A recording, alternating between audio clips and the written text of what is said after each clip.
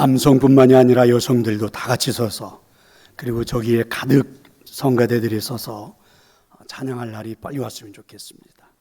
웅장한 찬양을 좀 더 듣고 싶습니다. 여러분 기도해 주시고, 또 어려운 환경 속에서도 최선을 다하는 우리 찬양대원들, 특별히 반주자, 지휘자 위해서 여러분 기도해 주시고, 또 격려하는 마음을 담아 박수 한번 해 주십시다. 자, 여러분 화면을 한번 보실래요? 복음을 전하는 사람이 좋은 사람이다. 여러분은 보편적으로 주변 사람들에게 좋은 사람이라는 평을 듣는가? 가족 식구들에게 좋은 사람이라는 평을 듣습니까? 좋은 아빠, 좋은 엄마, 또 좋은 아들, 좋은 딸, 좋은 형, 좋은 누나, 좋은 동생. 여러분 이와 같은 평가를 많이 들으면서 살아가고 있나요? 저는 여러분에게 조금 색다른 명제를 하나 던집니다. 복음을 전하는 사람이 좋은 사람이다. 여러분 동의하십니까? 아니면 조금은 낯선 느낌이 든다, 이런 느낌도 있지요. 저는 이 말씀에 동의하기 위해서는 한번 질문을 던져보면 좋을 것 같아요. 왜 복음을 전하는 사람이 좋은 사람입니까? 라는 질문입니다. 이 질문은요, 왜 복음을 전하는 사람이 좋은 사람인가라는 질문은 지식에 대한 질문이겠지요. 알아야만이 수긍을 할 수가 있지 않겠습니까? 왜 복음을 전하는 사람이 좋은 사람입니까? 라는 질문에 대한 대답이 오늘 예배하고 있는 저와 여러분에게 하나님이 주시는 이 말씀 안에서 찾을 수 있지 않을까? 자, 그러면 오늘 본문은 복음을 어떻게 설명하고 있습니까? 자, 12절의 말씀인데요, 하나님의 말씀은 살아있고 활력이 있다, 이렇게 전제를 합니다. 여러분 우리가 아는 것처럼 글은요, 말씀은 형체가 있는 게 아니잖아요. 그리고 움직이는 것도 아니고 눈에 보이는 것도 아니고. 그런데 마치 오늘 말씀은요, 살아있고 운동력이 있고 생명력이 있고 손으로 잡을 수 있고 눈으로 볼 수 있는 것처럼 표현을 했습니다. 그래서 하나님의 말씀은 글처럼 되어 있는 것 같이 보여지지만 거기에는 생명력이 있다, 운동력이 있다. 그러면 어느 정도일까요? 두 날을 가진 칼이 예리하게 쪼개는 것처럼 우리의 혼과 영과 및 관절과 골수를 쪼개며 또 마음의 생각과 뜻을 판단한다, 이렇게 정의되어 있습니다. 지금 여러분 손에 들려있는 말씀의 가치를 여러분은 어느 정도나 인정하는 걸까, 생각하는 걸까? 오늘 말씀은요, 살아있는 말씀, 생명력이 있는 말씀, 운동력이 있고 힘이 있고 능력이 있고 무엇이든지 할 수 있는 말씀, 이렇게 정의했죠. 우리 손에 들려있는 지금 우리가 가지고 있는 이 말씀이 우리에게는 최고 행복한 소식, 바로 복음이 된다라고 정의해주고 있습니다. 성경이 어떻게 우리에게 가장 행복한 소식이 될까? 내 손에 들려있는 이 말씀이 어떻게 내 삶에 가장 복된 소식이 될 수 있을까? 먼저 여러분, 말씀이 영과 혼을 쪼갤 수 있다는 것이 무슨 뜻입니까? 영과 혼을 쪼갤 수 있다, 그래서 우리에게 최고 행복한 소식이다, 이렇게 말씀하거든요. 그럼 영과 혼의 차이를 여러분 아십니까? 성경은요, 어떻게 정의를 할까요? 창세기 2장에 가보면 하나님께서 사람을 창조하시고 코에다가 생기를 불어넣으셨다, 이렇게 말씀하시죠. 그 생기를 영이라고 그럽니다. 그래서 하나님이 그 코에 생기를, 영을 불어넣었더니 사람이 살아있는 영혼이 되었다, 이렇게 정의를 해주죠. 굉장히 중요한 말씀입니다. 그러니까 우리들은 이 창세기의 말씀을 이해할 때 이렇게 생각하죠.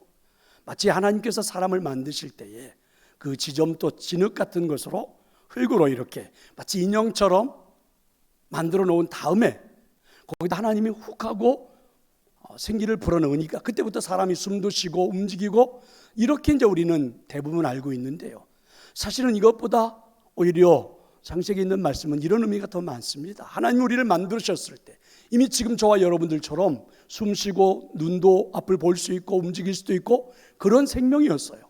그런데 그 안에다가 하나님의 생기를, 하나님의 영을 불어넣으니까 우리가 하나님과 함께 할 수 있는 살아있는 영혼이 되었다, 이렇게 말씀을 한 거거든요. 그러면 오늘 이 말씀은요, 우리가 살아있으나 살아있지 않는 존재가 될 수도 있다는 이야기겠죠. 생기가 들어가지 않으면, 그러니까 생명이 들어가지 않으면 앞을 보고 생각을 하고 숨을 쉬고 있지만 살아있는 것이 아니다. 살았으나 죽은 것이다. 그래서 오늘 영과 혼의 차이는 그런 것입니다. 이게 무슨 말씀입니까? 그러면 여러분, 내가 살아있는지 죽어있는지를 어떻게 알 수 있나요? 세상 사람들은요, 자신들이 죽어있다고 생각하지 않지요. 숨 쉬고 있고 눈 뜨고 있고 움직이고 있으니까 살아있다고 생각해요. 근데 여러분, 우리는 정말 살아있는지 죽어있는지를 어떻게 압니까? 그게 바로 오늘 하나님 우리 손에 들려주는 이 말씀이 우리의 삶이 죽었는지 살았는지를 우리로 하여금 보게 해 주신다는 거죠. 그래서 복음입니다. 그게 바로 내 손에 들려있는 이 말씀이 바로 복음이죠. 말씀이 살아있는 영혼의 구별을 할 수 있다. 살았으나 죽은 영혼이 참 많은데 오늘 이 말씀으로 살았는지 죽었는지를 구분할 수 있기 때문에, 그래서 오늘 이 말씀이 우리에게 들려주는 최고의 복음이라는 것입니다. 또 하나 오늘 본문에도 보면 재미있는 표현이 하나 더 있지요. 말씀의 칼날이 얼마나 예리한지 관절과 골수를 찔러 쪼개기까지 한다, 이렇게 말합니다. 여러분, 관절은 우리의 눈으로 볼 수 있죠. 뼈, 이건 우리 눈에 보입니다. 그런데 그 뼈 안에 들어가 있는 골수는요, 우리 눈에 보이지 않습니다. 하지만 골수가 없는 관절은요, 죽은 거죠. 저 공동묘지에 묻어 있는 뼈들은요, 골수가 없잖아요. 그냥 죽어 있는 뼈다귀지요. 근데 여러분, 우리가 죽어 있는지 살아 있는지, 관절과 같은 내 영혼이, 관절과 같은 내 몸 안에 골수가 들어 살아 있는지 어떻게 알 수 있습니까? 오늘 성경은 말씀을 통해서 우리 손에 들려주셨다는 거죠. 그 말씀을 통해서 우리가 알 수 있다. 그것도 아주 선명하게 양날의 검처럼 예리해서 쪼개는 능력이 있어서 할 수 있다. 그래서 이게 복음이라는 것입니다. 그래서 우리 손에 지금 복음이 들려있는 것입니다. 믿으시기를 축원합니다. 말씀은 또한 얼마나 예리한지 우리들의 생각, 우리의 뜻도 판단할 수 있습니다. 내가 지금 좋은 생각을 가지고 있는 것인지, 아니면 욕심이 가득한 생각을 품고 인생을 살아가고 있는지 뭘로 판단할 수 있어요? 말씀으로 말입니다. 우리 인생이 거짓된 것인지 진실된 것인지, 내가 살아가는 삶이 위선인지 순수한 것인지를 무엇으로? 바로 말씀으로 판단하고 느끼고 구분할 수가 있다는 것입니다. 그래서 우리 손에 들려있는 이 말씀이 복음입니다. 아멘. 한 이야기를 들어볼까요?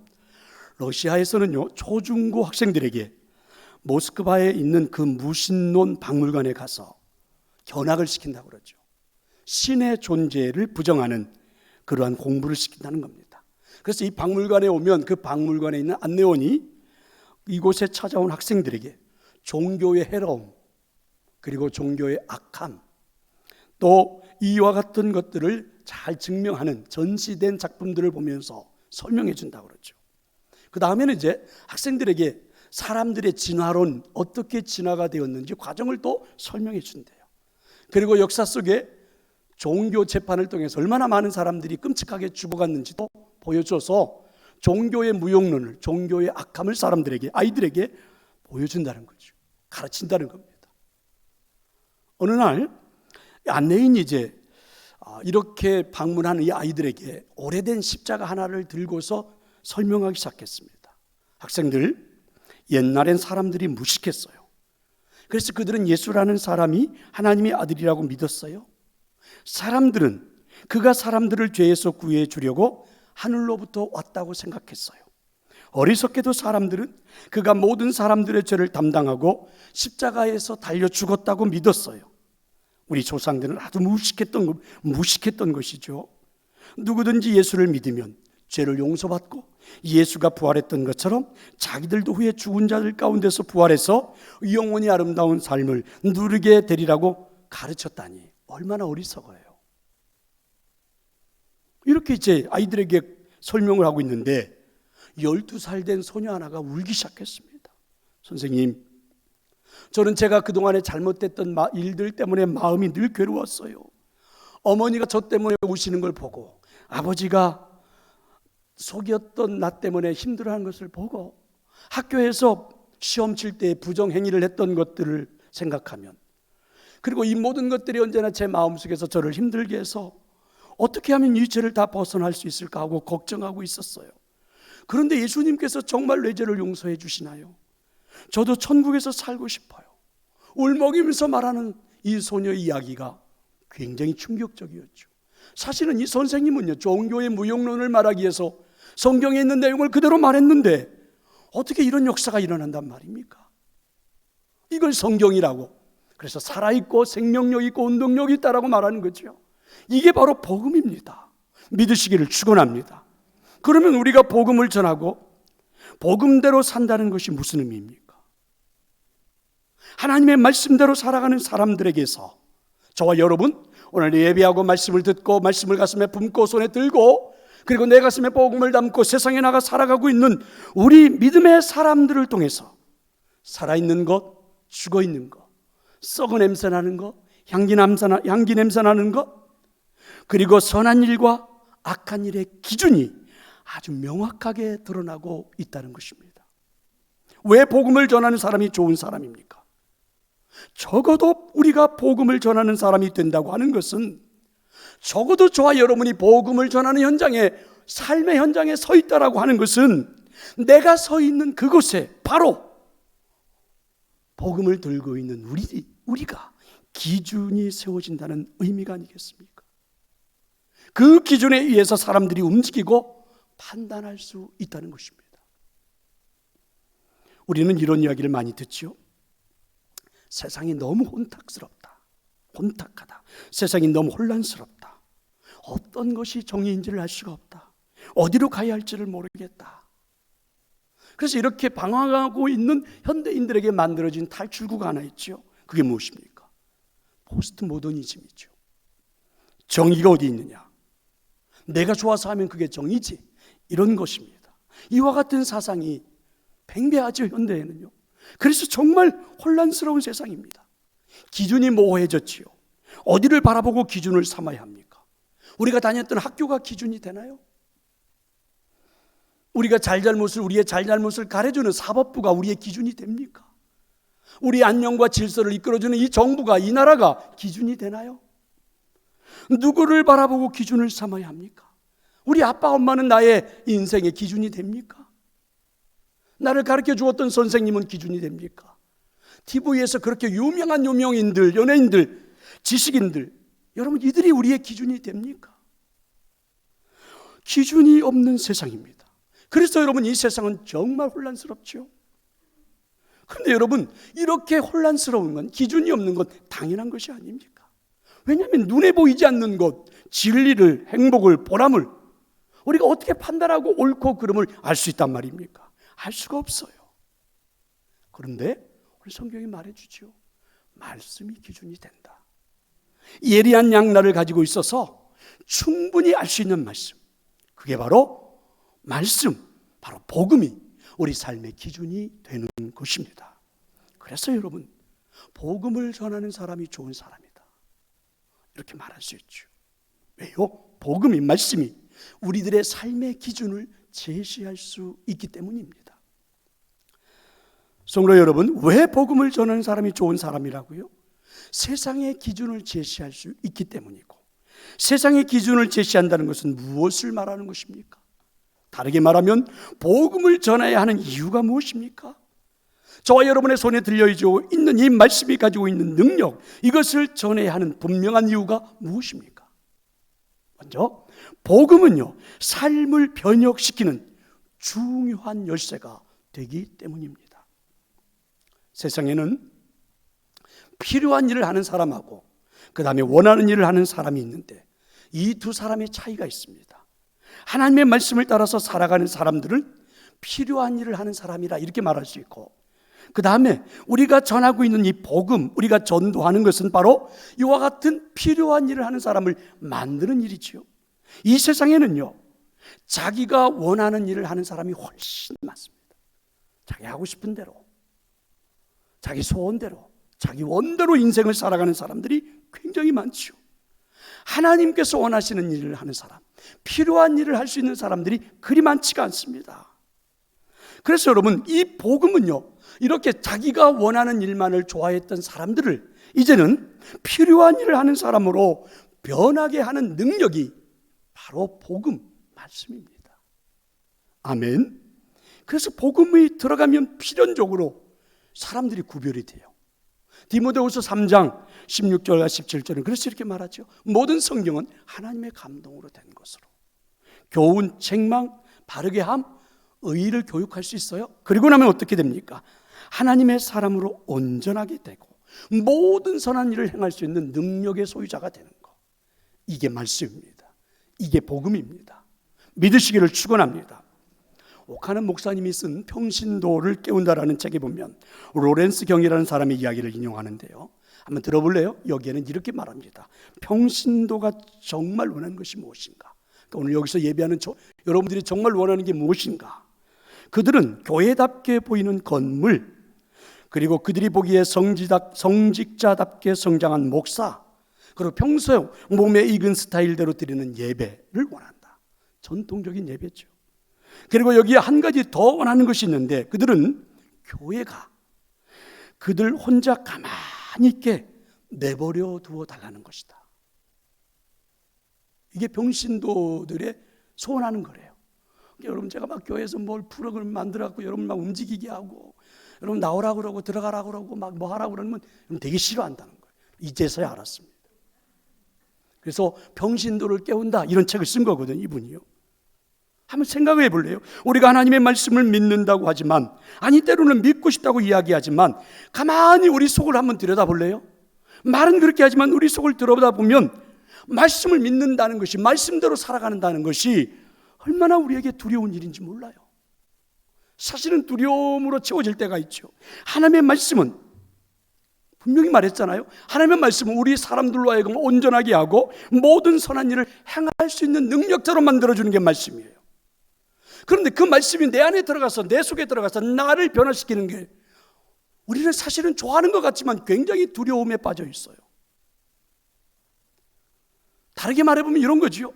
우리를 변화시킬 수 있는 하나님의 그 말씀, 하나님의 말씀의 능력을 우리가 인정하긴 하지만 아직은 변화될 마음의 준비가 우리는 되어 있지 않는 거죠. 이렇게도 말해볼 수 있죠. 우리는 종종 하나님의 말씀이 우리의 삶을 변화시킬 때 그렇다라고 생각을 해요. 그런데 그 변화의 삶을, 변화된 다음에, 내가 새로워진 다음에 살아갈 수 있는 내 삶의 능력도 하나님이 주신다는 것, 하나님의 말씀이 주신다는 것을 별로 신뢰하지 않아요. 생각해 볼래요? 우리가 교회에 나올 때 이렇게 말합니다. 이제는 세상과 멀어지고 세속에 있는, 세상에 있는 모든 것들을 다 멀리하고 이제부터는 진짜 새 사람이 되어서 세속에 얽매이지 않고 살아가겠다. 이렇게 이제 우리가 결단을 하고 결심을 하고 교회에 왔어요. 그런데 교회에서 그런 결심을 가지고 신앙생활하다 얼마 가지 않아서 이런 생각이 막 들어오는 겁니다. 세속적이고 세상적인 모든 것들을 다 버리면 무슨 재미로 살지? 응? 그래도 하루 일과를 마치고 저녁에 술 한잔 기울이면서 세상 돌아가는 이야기하는 거 얼마나 재미있는데. 그래도 사람들과 만나가지고 이런저런 운동도 하고 이런 거 하면서 쾌락을 누리는 게 얼마나 좋은데. 짜릿한 도박, 한 방에 우리가 일확천금을 누릴 수 있는 이런 것들을 하는 게 얼마나 재미있고 행복한데. 아니, 세상과 멀어지고 나면, 세속적인 건 모든 것을 떠나고 교회로 돌아오고 나면 무슨 재미로 사는 거야 도대체? 이제 우리가 이렇게 두려움이 생기는 거예요. 그러니까 여러분, 하나님께서 우리가 세상과 멀어지고 세속과 멀어지고 믿음 안에서 살아갈 때 우리에게 누릴 수 있는 참된 행복이 하나님 우리한테 주시는데 우리는 그걸 신뢰하지 않아요. 세속과 세상의 쾌락으로 살았던 걸 더 좋아하는 거예요. 또 하나, 이제부터는 진짜 하나님의 말씀대로 돈에 얽매이지 말고 돈을 무시하고 살자. 그런데 생각해 보는 겁니다. 돈이 없으니까 내가 무시당하는 것 같아요. 불편하지요. 돈이 없으니까 불편합니다.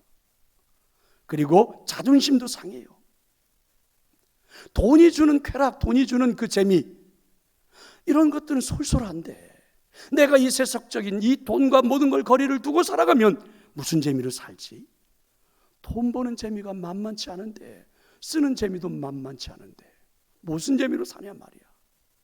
근데 여러분이 이 세속에 묻혀 있는 돈, 여기로부터 벗어나, 이 만몬으로부터 벗어나 하나님의 은혜로 살아갈 때 하나님이 우리에게 더 큰 행복을 주실 수 있다는 그 능력을 우린 잘 신뢰하지 않아요. 잘 믿지를 않아요. 그런데 아닙니다. 하나님의 말씀이 우리 안에 들어가면 우리의 삶에 완전한 변혁을 이룰 수 있다는 사실이에요. 믿으시기를 축원합니다. 또 하나, 우리는 주변에서 변화된 한 사람의 능력이 얼마나 큰지를 경험해 보았고, 그 중에 한 사람이 나일 수도 있고, 그런 사람들을 주변에서 본 적도 있어요. 그런데 한 사람이 예수님을 믿어서 온 가족이 구원을 받게 되는 역사가 왜 나에게서부터 시작되는 것은 두려워합니까? 왜 믿지 않는 것입니까? 내가 온전한 변화를 이루면 내 가족 식구들 전부가 다 행복해질 수 있다는 사실을 왜 나로부터 시작되는 것은 별로 원하지 않느냐, 이런 거죠. 여러분, 세상을 볼래요? 말씀대로 순종하는 한 사람을 통해서 민족의 역사를 바꿔놨던 일들이 왜 나에게서 일어나면 안 되는 겁니까? 이 나라가 변하고 이 세상이 변하고 우리 직장이 변하고 내 일터가 변하는 게 왜 나로부터 일어나면 안 되는 것입니까? 복음을 전하는 사람들이 된다고 하는 것은 이 땅 위에 영향력 있는 삶을 산다는 것을 의미하죠.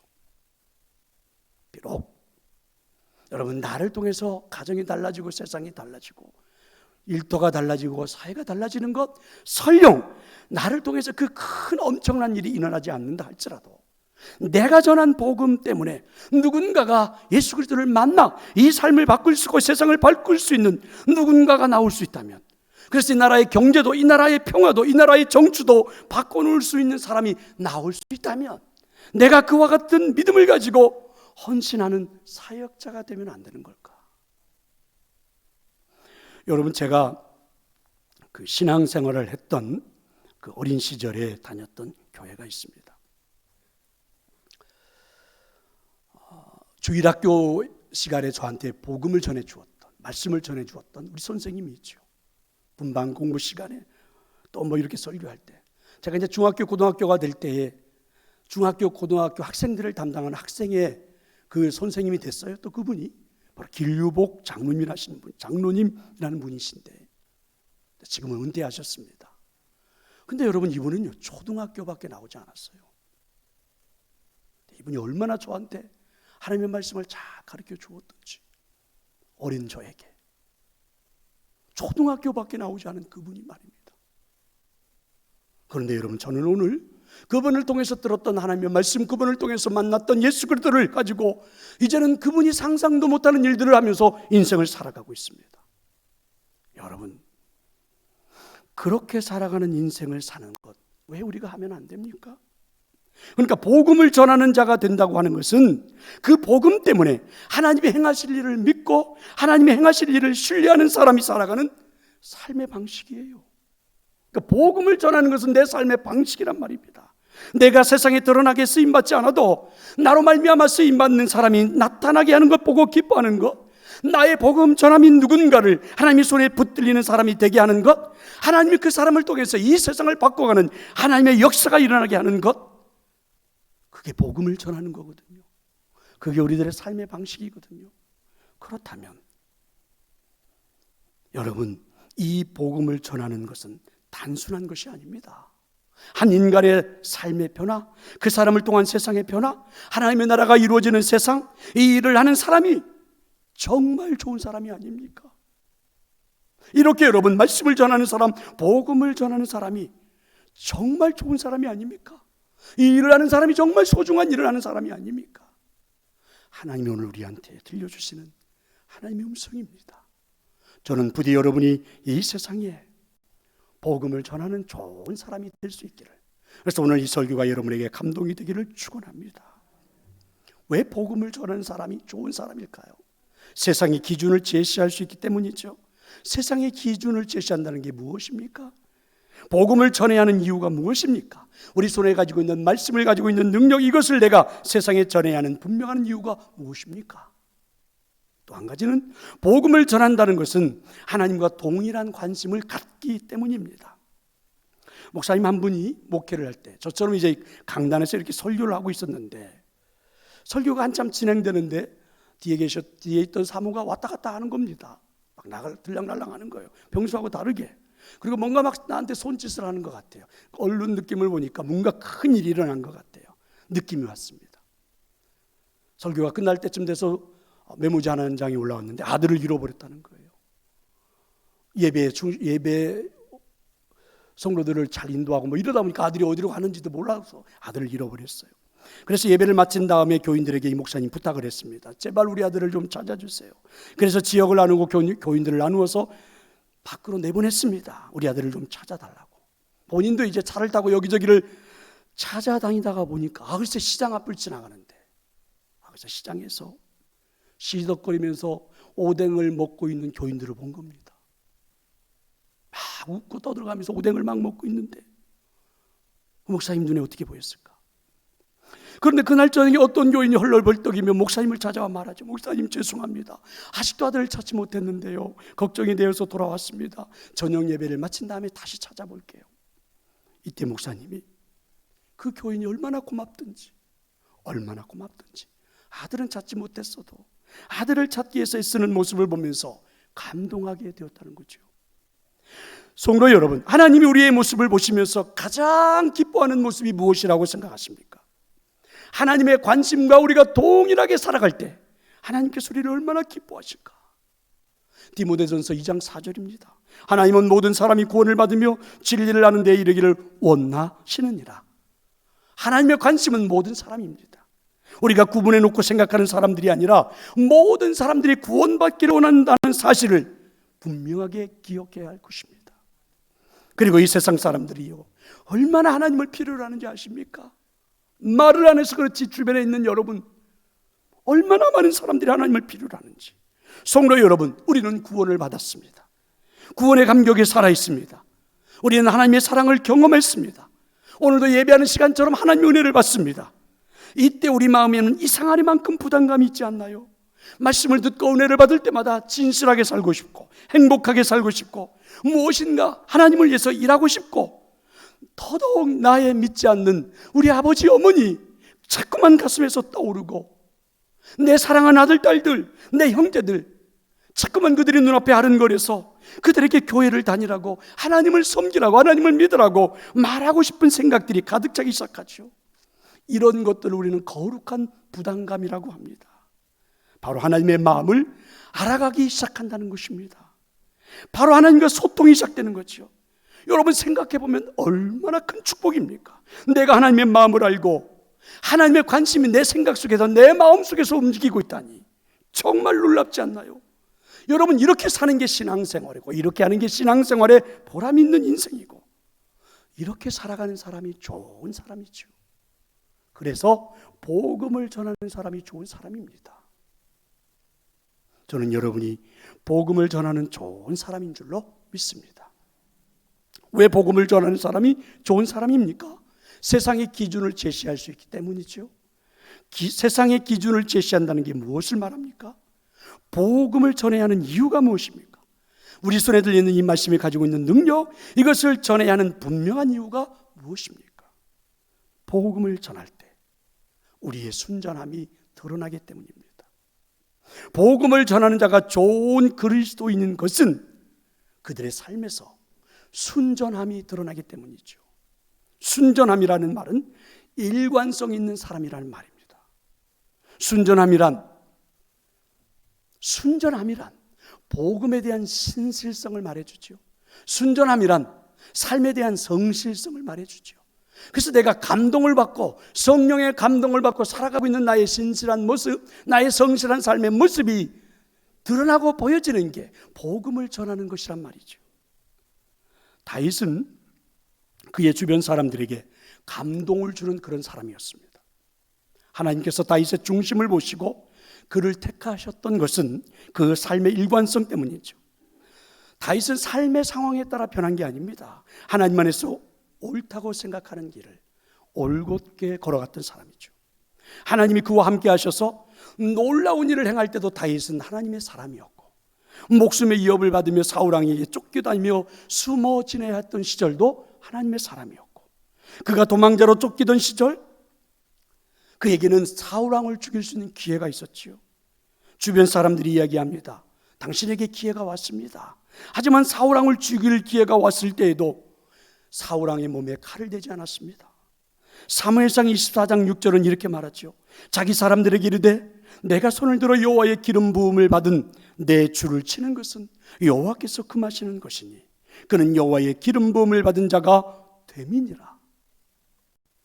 이러한 모습을 바라보면서 여러분, 그와 함께하고 있었던 다윗을 따랐던 사람들은 무엇을 생각했을까요? 적어도 다윗을 따라다녔던 많은 사람들은 다윗은 기회주의자가 아니라는 것을 알았겠지요. 다윗과 함께했던 많은 사람들은 적어도 다윗은 하나님의 말씀을 따라 자신을 희생할 줄 아는 사람이라는 것을 알았겠지요. 다윗과 함께했던 사람들은 적어도 다윗이 자신의 영달만을 위하여 살아가는 인생이 아닌 바로 그와 같은 사람이라는 것 확실하게 알았겠죠. 그래서 그 모두는 다윗을 따르는 사람이 되었고, 다윗의 말에는 권위가 생겼고, 다윗을 신뢰하는 사람이 된 거죠. 여러분, 혹시 영화나 TV 드라마를 보다 보면 이런 장면들이 있지 않습니까? 부인이 막 남편을 의심합니다. 바람을 피웠다고. 그래서 남편이 설득을 하려고 해도 잘 되지를 않아요. 결국은 헤어질 위기에 처하게 됐는데 마지막 그래서 공원에서 둘이 만난 겁니다.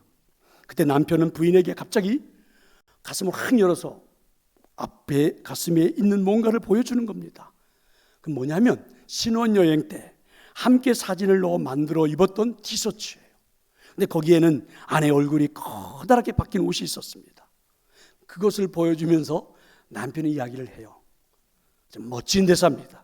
제가 영화 배우가 아니기 때문에 그렇게는 말을 못하지만 들어볼래? 이렇게 말하는 겁니다. 내 가슴에 너의 얼굴이 있는데 내가 누구를 생각하겠니? 재밌지 않아요, 여러분? 뭐 이게 감동이 없습니까? 여러분, 이 말의 여인들이요, 아내들이 감동을 받고 가정이 회복된다는 그러한 드라마, 영화 보신 적 있잖아요? 그렇습니다. 우리 속에 그리스도의 복음이 있다면 우리가 한눈을 팔 수 있겠는가? 적어도 여러분, 그리스도를 가슴에 품고 살아가는 사람이야말로 그리스도의 인격자로 살아가는 것이 아니겠는가? 여러분, 이와 같은 사람을 순전한 사람이라고 말하고 이와 같은 사람을 좋은 사람이라고 말하는데 틀렸습니까? 우리가 복음을 전해야 하는 이유가 바로 이런 것 아닙니까? 내 안에 예수 그리스도를 품고 살아가고 있는데, 내 안에 여러분 예수 그리스도가 있는데, 내 안에 하나님의 말씀이 들어있는데, 내 손에 하나님의 말씀이 들어있는데, 어떤 상황, 어떤 환경, 어떤 여건 속에서도 일관성 있게 살아가는 순전함이 드러나는 것이 그게 나의 삶이 아닙니까? 그게 그리스도인이 아닙니까? 그게 우리가 진정한 하루하루의 복된 인생을 살아가는 삶이 아닙니까? 복음을 전하는 그곳에는 바로 나의 순전함도 나타나고 성실함도 나타나고 신실함도 드러나는데, 그런 사람이 좋은 사람이 아니면 누가 좋은 사람이겠습니까? 오늘 하나님 우리에게 이렇게 말씀하는 거죠.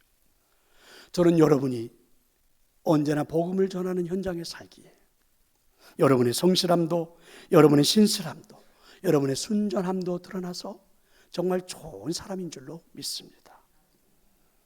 결론입니다. 세계사에서 하나의 기적으로 해석되는 것이 있다면 유럽의 기독교의 팽창입니다. 로마의 콘스탄틴 황제를 통해서 국교로 선포되기까지 불과 300년밖에 걸리지 않았지요. 점 하나에 불과한 지구의 그 팔레스타인 한 부분, 거기 12명의 제자들, 바울과 함께했던 사람들, 이 사람들을 통해서 자그마한 그 역사가 어떻게 그 거대한 유럽을 300년 만에 다 변화를 시킬 수 있을까? 이게 세계사에 나타난 기적입니다. 바로 복음을 전하는 행복한 사람들이 있었기 때문에 그렇죠. 좋은 사람들이 있었기 때문에 그렇습니다. 성경에는 여러분 케르그마라고 그래요. 설교, 선포, 복음 전하는 전도, 이런 말들이에요. 이런 말들이 굉장히 많이 나오는데 사실은 이 말은 어디서 나오냐면 케룩스라는 말에서 나왔어요. 케르스는 정부가 뉴스 전용관을 일컫는 말인데, 지금처럼 여러분 이런 라디오가, 이런 뉴스 어떤 매스컴이 없으니까 그 당시는 어떻게 정부가 좋은 일들을 하려 할 때, 뭔가 알려줘야 될 때는 이런 뉴스 전용관 케룩스를 내보내갖고 이 사람들이 많이 있는 길거리에 나가서, 장터에 나가서, 사거리에 나가서 북을 칩니다. 그럼 사람들이 다 모여들어요. 그럼 그들에게 누구나 생활에 적용해야 할 중대한 이야기, 정부가 발표한 중대한 이야기를 그들이 전하는 겁니다. 이런 사람들을 케룩스라고 그러고 뉴스 전용관이라고 말하죠. 그래서 많은 사람들이 그 케룩스를 통해서, 뉴스 전용관을 통해서 삶에 이익이 되는 이야기를 듣고 살았죠. 초대교회가 기적적인 성장을 이룬 것은 바로 성도 전원이, 교인들 전원이 케룩스가 됐기 때문입니다. 여러분, 그 당시 크리스천들이 일주일에 한 번씩 지금처럼 여러분은 그냥 주일날 한 번 돌아와서 예배하는 걸로 만족했을까요? 아닙니다. 이들은 그냥 돌아와서 예배하는 걸로 만족하는 게 아니라 여기에 돌아와서 하나님의 으로부터 들려지는 최고의 행복한 소식을 가슴에 담고, 그들은 이제는 케룩스가 되는 거죠. 뉴스 전용관이 되는 겁니다. 그래서 이들은 일터로 나가지요. 가정으로 돌아갑니다. 사람들이 모여있는 곳으로 가지요. 심지어는 여행길에서까지 사람들에게 복음을 전하는, 뉴스를 전하는 뉴스 전용관 케룩스가 된 거죠. 성도 여러분, 우리가 복음을 전파해야 하는 분명한 이유가 여기에 있습니다. 복음을 전하는 사람이 좋은 사람인 이유가 여기에 있습니다. 하나님이 우리를 케룩스로 이 세상에 보냈기 때문입니다. 우리는 하나님의 나라의 뉴스를 세상 사람들에게 보여주는 뉴스 전용관입니다. 하나님의 소식을 전하는 사람들입니다. 그래서 좋은 사람들이죠. 복음을 전하는 사람이 좋은 사람입니다. 세상 사람들은 우리를 보고 기준을 삼기 때문에 저는 여러분이 이 세상의 복음을 전하는 좋은 사람인 줄로 믿습니다. 아버지 하나님, 고맙습니다. 우리를 케룩스, 하나님 나라의 소식을 전하는 뉴스 전용관으로 이 세상에 세워주셔서 감사합니다. 우리가 서 있는 그 자리가 사람들이 살아가는 삶의 기준이 되고, 행복의 기준이 되고, 보람이 되고, 은혜가 되는 것 가슴에 담고 기꺼이 세상 앞에 서서 뉴스 전용관으로 살아가는, 정말 복음을 전하는 좋은 사람, 우리 모든 성도들이 그렇게 되게 하옵소서. 예수님